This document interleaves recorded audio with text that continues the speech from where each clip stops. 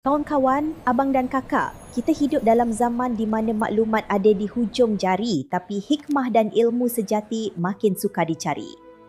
Kita bukan sahaja perlu menjadi pengguna maklumat, tetapi menggunakan semua ilmu dan peluang yang ada untuk membina sesuatu yang baru dan kreatif berlandaskannya. Kita mudah terleka, mudah terpecah belah disebabkan benda-benda remeh. Kami percaya Allah SWT mahu kita menjadi sebuah masyarakat yang cintakan ilmu, yang kuat bukan hanya dari segi ekonomi atau ketenteraan, tapi kuat dari segi daya fikir dan akhlak.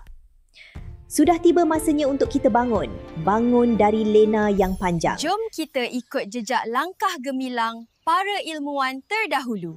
Jom kita sama-sama hidupkan balik obor ilmu ini, bermula dari sini.